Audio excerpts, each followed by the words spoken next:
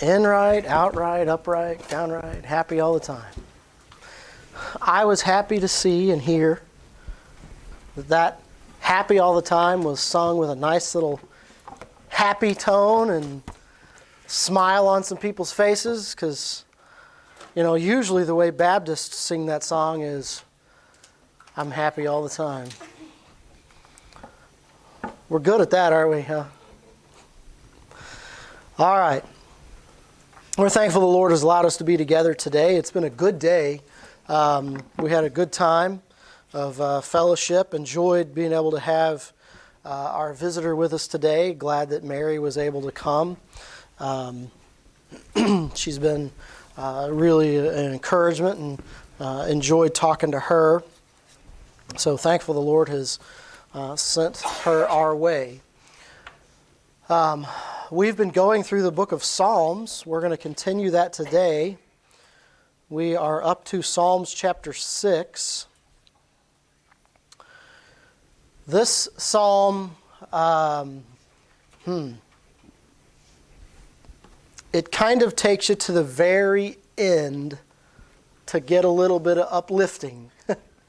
You can really, as you read the psalm, you can really kind of feel the psalmist's anguish, grief, disappointment, probably disappointment in themselves. And I think we've all been there, right? There are days where, I think one of these verses says it really well, and it's the title that I gave for this message, Weary with my groaning. Right? The song, that phrase right there probably does a really good job of describing the way the psalmist feels at the beginning of this psalm. Okay? So let's read these 10 verses here and then talk a little bit about what we can learn from them. Psalms chapter 6, verse 1. It says, O Lord, rebuke me not in thine anger, neither chasten me in thy hot displeasure. Now, what a way to start off. The prayer right out of his mouth, O Lord, O Jehovah, please don't come down on me in thine sore displeasure, right? Don't rebuke me in anger and chasten me in thy hot displeasure. Verse 2, have mercy upon me, O Lord, for I am weak. O Lord, heal me, for my bones are vexed. My soul is also sore vexed, but thou, O Lord, how long? Return, O Lord, deliver my soul. O save me for thy mercy's sake. For in death there is no remembrance of thee. In the grave who shall give thee thanks? I am weary with my groaning. All the night make I my bed to swim. I water my couch with tears. Mine eye is consumed because of grief. It waxeth old because of all mine enemies. Depart from me, all ye workers of iniquity, for the Lord hath heard the voice of my weeping. The Lord hath heard my supplication. The Lord will receive my prayer. Let all mine enemies be ashamed and sore vexed. Let them return and be ashamed suddenly. I'll tell you what, it really builds up to that last couple verses, doesn't it? Finally, by the third to last verse, you see the statement, the Lord hath heard the voice of my weeping. But man, to get there, again, the psalmist does a good job, I think, of describing the anguish and the grief that he's in. Now, there's a couple different ways that you could take this psalm. And depending on the situation you're in, I think both could apply. As I read different people and what they think about this psalm, some people will take this psalm and they will talk about the enemies of David, or because he does mention enemies. And some people look at this and talk about what must be this enemy or that enemy or this enemy. Other people look at the psalm and they say, maybe David is talking about the enemies within. Because there's a whole lot of conversation here about mercy and weakness and I'm not what I should be. And Lord, I need your mercy. You know what? I think both of them are very applicable. Now, what the exact state of David was at the time he wrote this psalm, I don't know. But from a practical application perspective, whether you're dealing with outside influences that are just wearing you down, or whether you're struggling with your own internal enemies, man, both of those could apply to the psalm. And so either one of those, maybe you need to be thinking about both of them as you go through and read each of these verses. The first verse, O Lord, right? We've talked about this before. That's all caps. When you see that in the Old Testament, that means Jehovah. So he is crying out to the self-existing one. He's crying out to the only God of heaven, right? Jehovah. The one place he knows he can go in a time of extreme anguish and extreme grief, surrounded on all sides by who knows what kind of problems he was dealing with. But he cries out to Jehovah. It's interesting how he starts this, though. Rebuke me not in thine anger, neither chasten me in thy hot displeasure. Listen, if you're here today and you're saved, and I believe David was a saved man, if you're here today and you're saved, you are eternally secure in him.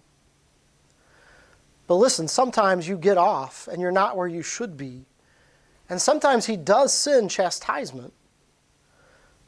But understand, the perfect, holy, righteous God chastises perfectly too. When he sends chastisement to one of his own, it comes from a place of love. It comes from a place of wanting the best for you. It comes from a place of wanting you to get back on track and where you need to be. As a parent, that's the way I want my chastisement to my kids to be. Hey, listen, I'm not perfect, though. There are times when I've done it wrong. Maybe the wrong attitude, the wrong reaction. The Lord chastises perfectly. You don't ever have to worry about that. He chastises perfectly. But the psalmist here says, chastise me not in thy hot displeasure. He also said, rebuke me not in thine anger. Now, if he had left it here, we might be wondering what's going on. But in verse 2, he says, have mercy upon me, O Lord. I don't know what outside enemies that David may be dealing with. But for me personally, as I read the introduction to this psalm, these first couple of verses, it really does seem to me that David knows that he has probably been in a place that rebuke is maybe justified, chastisement is justified. But he calls out to the Lord for mercy. Lord, have mercy on me. Lord, show me kindness. I don't want to feel your chastisement and your hot displeasure. Lord, have mercy on me. He goes on in the last half of verse 2 and says, O Lord, heal me, for my bones are vexed. You know, that word vexed is not one that we generally use a whole lot. But when you look it up in like Strong's, it talks about trembling inwardly, shaken. My bones tremble within me. Anxious is another word that Strong's uses. Anxious. You know, there's days and times when we fight against anxiety. And whether it's our internal struggles or whether it's external things, we are filled with anxiety. But David here cries out to the Lord for mercy. Lord, I don't want to feel your chastisement. I don't want to be under your rebuke. Lord, have mercy on me. I am so full of anxiety that it's like my bones feel it. You know, I've told you before, the Bible is very descriptive If the word vex here is like an inward trembling or an anxiety type thing, man, he says, I can feel it to my core. That's kind of the way we would talk about things today, right? Man, it has shaken me to my core. I can feel it in my bones. Verse 3, my soul is sore vexed. The word sore here brings with it the idea of vehemence. Vehemently. Even that's a word that we may not associate with, but it's like, when it's used in anger, I mean, it's like if you've seen somebody that has just blown their top and they are so angry, we would often describe that as vehemently, right? You've seen somebody when they're so mad, they're turning red and they're shouting and they're screaming, and we would describe that as vehement. That's when it's used in regards to anger. This isn't anger, but that same passion, how deep it burns. Man, he says, my soul is sore vexed. This is a guy who is so full of anxiety. To try to describe it, he talks about his bones being full of it, and his very soul being vehemently vexed.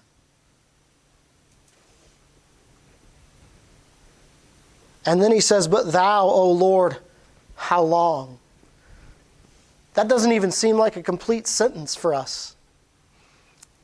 But he's basically saying, how long, Lord, before you hear me?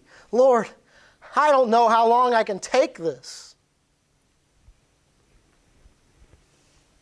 I say these things so you understand the depth that the psalmist is at here, right? We hear people today talk about, well, the Bible doesn't really know how I feel. Like the Bible's an old book.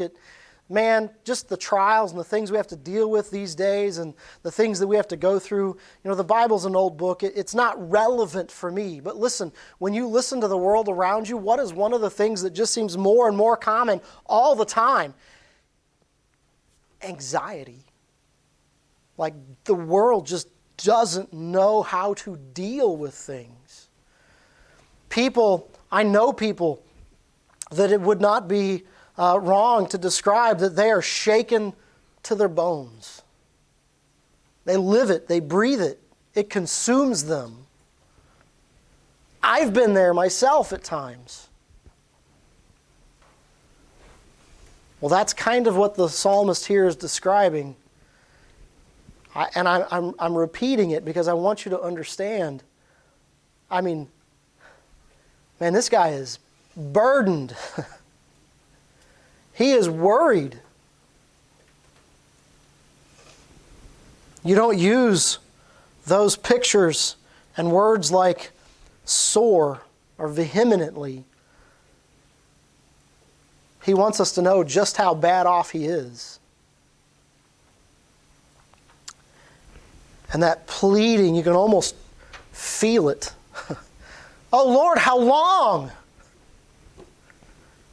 How long? Our time isn't his time. How long? How long? In verse 4, return, O Lord, deliver my soul. Return and deliver my soul. The word return there, when you look it up in Strong, says to turn back. You get the idea here that based on the first verse and the fourth verse, that whatever has happened, David feels like the Lord has stepped away from him for a little bit. And the Lord, and David is feeling some of the chastisement and some of the rebuke of the Lord. And in his mercy, he's crying out for mercy. And he pleads with the Lord, how long will I be under this? How long? Lord, turn back to me.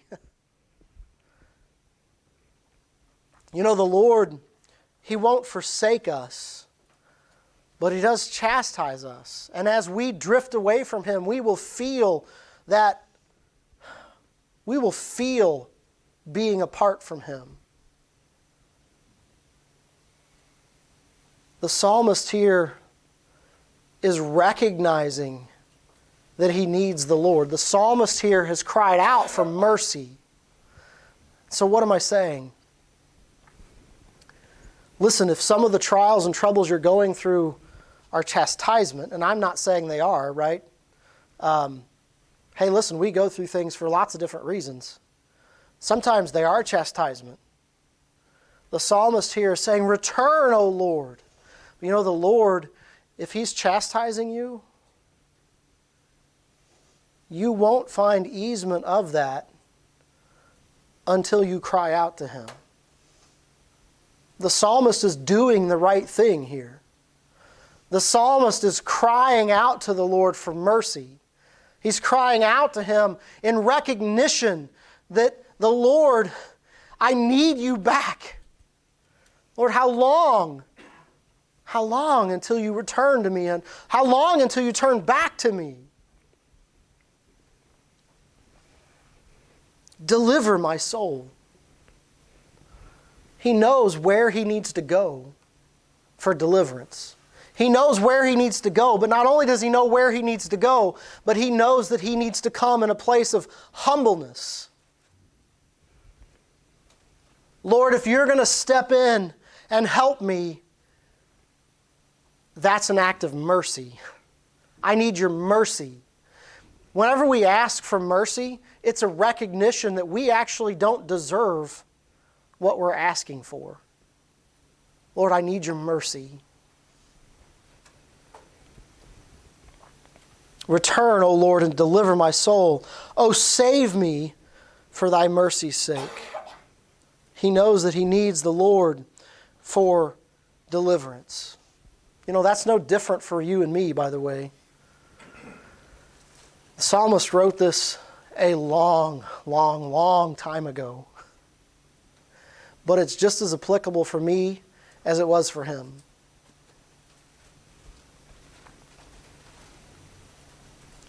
Verse 5, for in death there is no remembrance of thee. In the grave, who shall give thee thanks? You know, I've read a lot of different things about this verse, and I think the one that I like the most talks about, you know, as we live our life, we want to be a witness for the Lord. We want to be used as a tool for Him. We want our mouth to be able to be used to lift up Him in praise. We want our testimony to point to Him. But did you know what? If we die, man, we aren't there to praise Him anymore. We aren't there to lift up His name anymore. Now listen, I understand that if we're here today and we're saved, if we die, well, we go to be with Him. And we will praise Him forever. So what I don't want is for somebody to look at this verse and think, oh, it just means that when you're dead, you're dead. No, but there are places where the psalmist talks about, you know, Lord, deliver me so that your name might be praised, so that your name might be glorified. If people know that I am yours, and yet all I do is go down into the grave, I can't be that voice for you. I can't be that praise for you. I can't be here to give thanks and praise to you.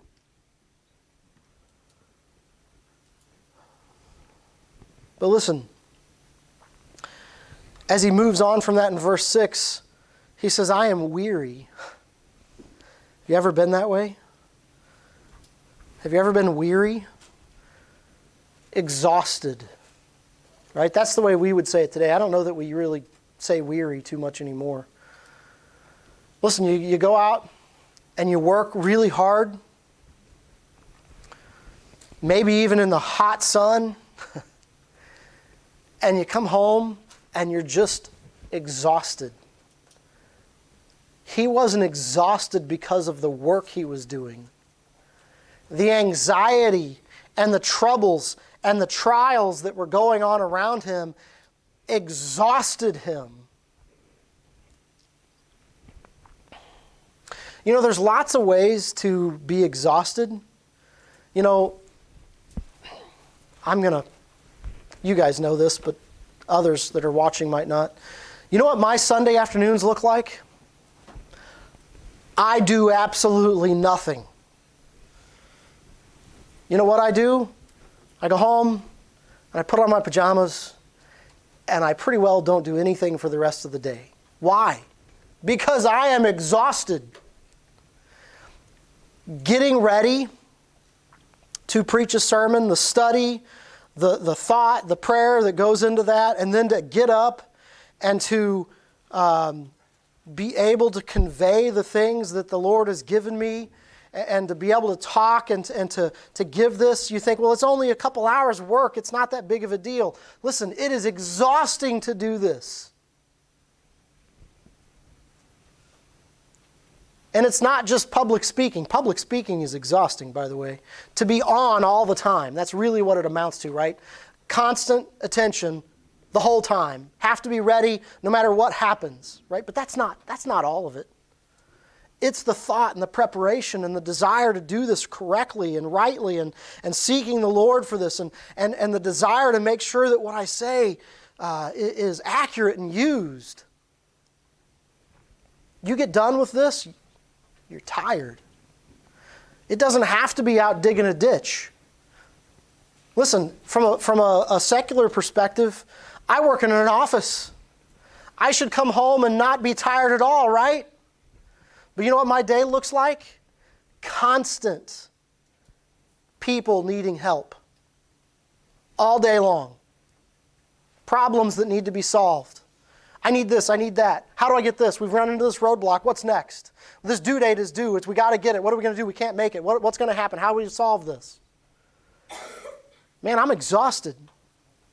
Right? We think about work and work exhausting us.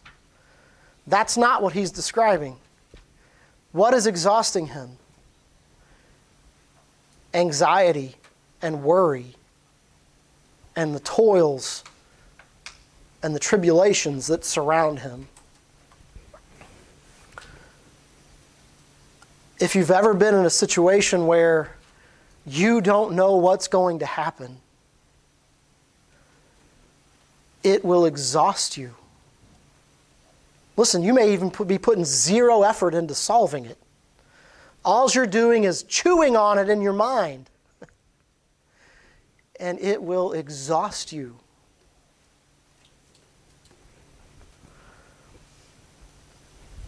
If you've never experienced that from an anxiety perspective, think about a time when you worked one of your hardest and just how exhausted you were.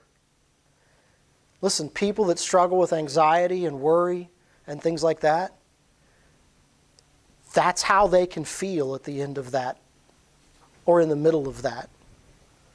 Now, I don't know, again, what exactly it was that was going on here, but he has described for us that his soul and his bones are vexed. Internal trembling and worry and anxiety. He says it's so bad that he's exhausted with my groaning. That word groaning there, when you look it up in Strong's, is sighing. When something bothers you, have you noticed? Like, you may be just going about doing your stuff, putting this over here.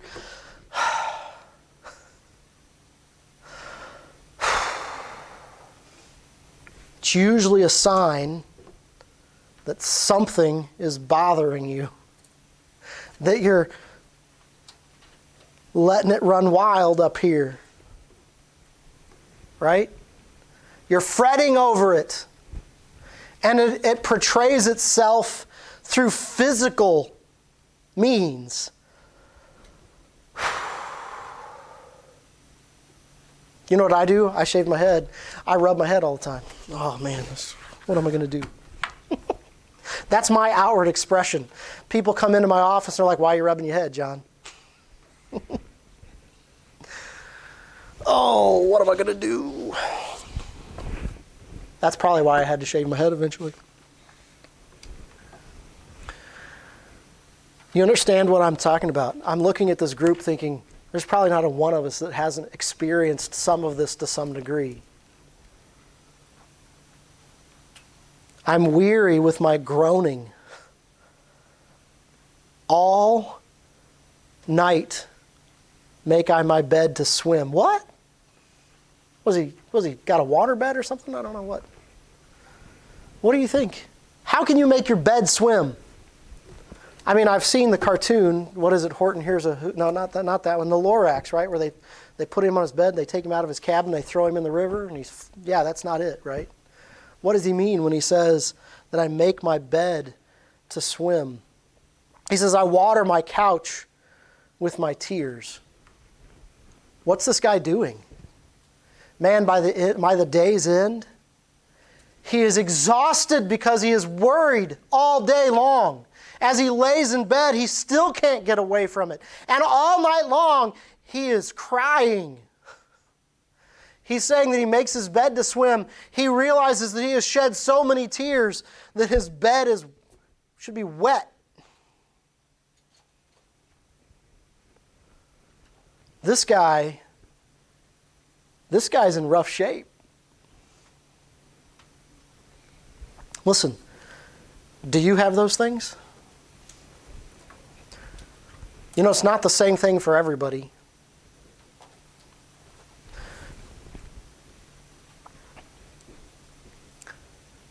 Some people struggle with anxiety more than others. Thankfully for me, you know, it's not something I deal with on a day-to-day basis. But don't think that I don't have anxiety. There are times and situations where I really have trouble letting go of stuff. And man, it worries me and it frets me. And if I let it, it will consume me. And has before.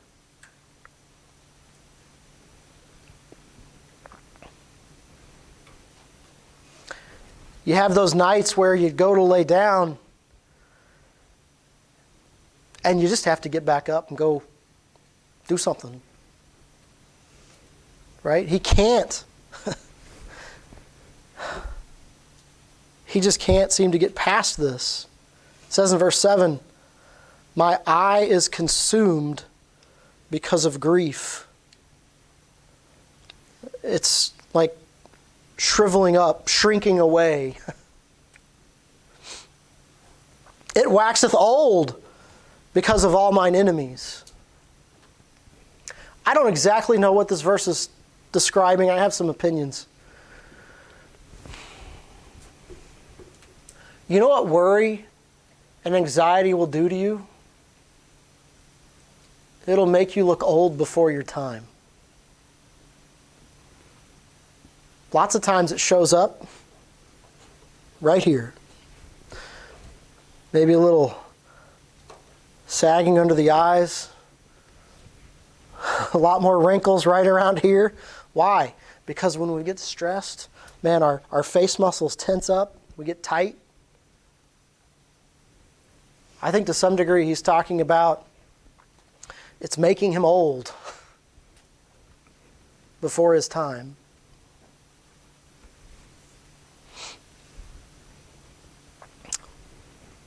So you begin to understand, I hope, the depths of anguish that the psalmist has. You say, why are you focusing so much on that?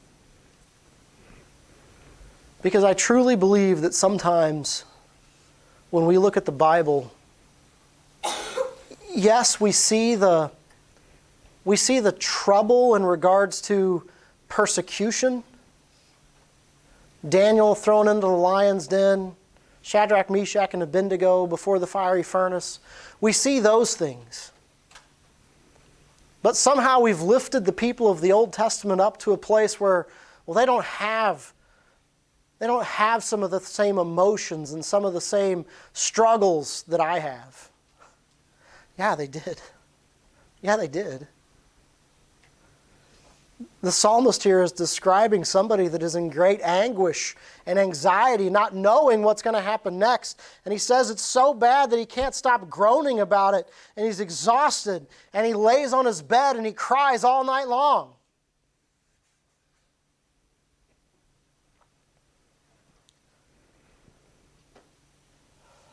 The Bible is a real book of real people, just like you and me, but a people that God revealed himself to,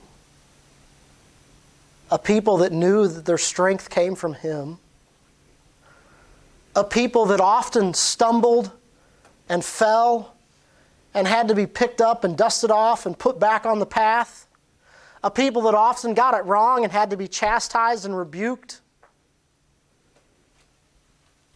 but a people that knew where that chastisement and that rebuke was coming from, and knew that the Lord had mercy, and that if they would just come to him in meekness and humbleness, that he would help them. The tone of this psalm changes about halfway through verse 8. Maybe you could say even at the beginning of verse 8. It's almost like if we had applied music to this, right? That as it started, the music was building up, building up, building up until it was up at this fever pitch. And then suddenly in verse 8, you hit that plateau. And now the music starts to become a calming music. You've heard it, right? Where the chase is on, and it's really fast-paced, and you can tell it's an action scene. And now suddenly the music starts to be more of a relaxing thing. It starts to be something where I want you to almost feel the peace that the psalmist is now trying to convey. He went from talking about, I am so exhausted, I can't even sleep at night, to this. Depart from me, all ye workers of iniquity, for the Lord hath heard the voice of my weeping. He heard me. And I know he heard me. This psalmist here is saying, you've heard me, Lord. I pleaded for mercy, and I know you will show it to me. Listen, you workers of iniquity, you better leave, because I asked for mercy, and he heard me. The Lord that had stepped away for a little bit from me, and I'm pleading to return, He heard my cry, and he's coming. You better go. Now again, whether or not this is dealing with physical outside enemies, or maybe David's own struggles, or maybe some of the people David had surrounded himself with, you guys are going to have to go, because the Lord heard me, and he's coming. I asked for a few things.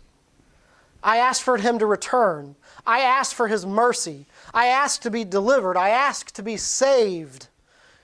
And he heard me. He's coming. Verse 9, the Lord hath heard my supplication, entreaty. The Lord has heard what I ask for.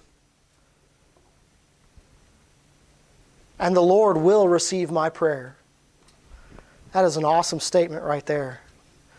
I don't know at what point something changed, but you find here a man that's exhausted, spending his nights crying over the anxiety that he has and the way that he's vexed about these things. And suddenly it's okay. I cried out to God, and he heard me. And he's returning, and it's going to be okay. The Lord will receive my prayer. When that is a Awesome statement right there. The Lord will receive my prayer. He has heard me. I know He's heard me. Man, the joy. Listen, if you remember how you feel when you're in those dark places that I described, and when something happens to show you that the Lord is still in control and it's gonna be okay, and you realize that things are gonna be okay, the relief and the joy you feel at those times. You can almost feel that when you read these words. The Lord will receive my prayer. I know He will. He says in verse 10, let all mine enemies be ashamed and sore vexed. Let them return and be ashamed suddenly. Listen, the tables are turning. The things that were bothering him, the things that were attacking him, the tables are about to be turned. And suddenly it's now the enemies and those that are causing the problems. Let them be filled with anxiety because the Lord has heard my prayer. Let them return. That word return there is the same. It means to turn back. Man, the things they're pursuing, let them turn back and be ashamed of what they've done and where they're at.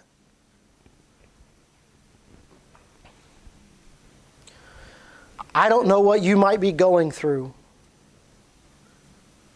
You know, oftentimes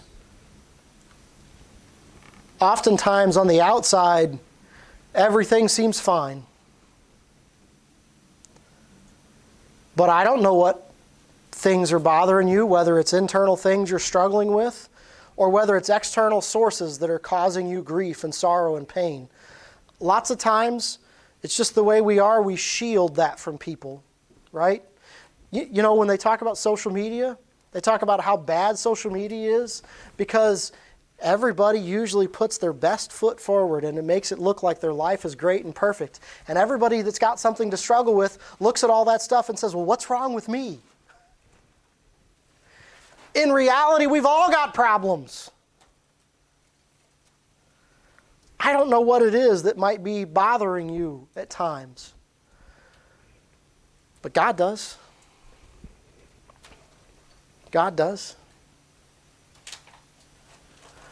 Maybe it's some sin in your life, and what you're suffering is chastisement. Cry out to Him for mercy, and listen, and knowing that the Lord has promised that when you cry out to Him, He will hear you. Recognize that promise, and you better start pushing those things away. Those things that are getting you away from the Lord, push those out.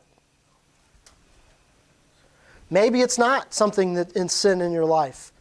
Maybe there's somebody that's not been right to you. Maybe there's somebody that's not treating you right. Maybe it's health, sickness. I don't know. But know this. If you're His, if you're redeemed by the blood of the Lamb, He loves you. And He promised He wouldn't forsake you. And He promised He would hear you when you called to Him.